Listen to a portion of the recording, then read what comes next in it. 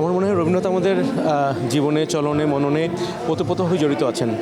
আমাদের যে কোনো অনুভূতি, আমাদের প্রেম, বিরহ, আনন্দ, বেদনা, মিলন কিংবা আমাদের অলসতার অনুভূতির সাথে আসলে রবীন্দ্রনাথ জড়িয়ে আছেন। আমরা যখনই যেরকমই আমাদের মানবিক অনুভূতি হয়, আমরা রবীন্দ্রনাথের কোনো না কোনো গানে, কোনো না কোনো লেখায়, কোনো না কোনো কবিতায় তার ছাপ খুঁজে পাই এবং তার মধ্যে দিয়ে আমাদের নিজেদের প্রকাশটা আমরা ঠিকভাবে করতে পারি।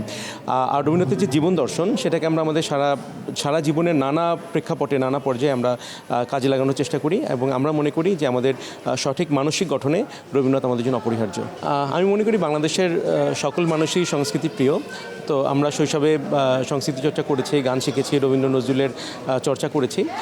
আর জেলা প্রশাসক হিসেবে যে দায়িত্ব আছে, দায়িত্বের পরিধি অনেক বড়, কিন্তু জেলার সাংস্কৃতিক সংগঠনগুলোকে বাঁচিয়ে রাখা, জেলার সংস্কৃতি, সুস্থ সংস্কৃতি চর্চা অব্যাহত রাখা, সেটাও আসলে জেলা প্রশাসকের দায়িত্বের মধ্যে পড়ে।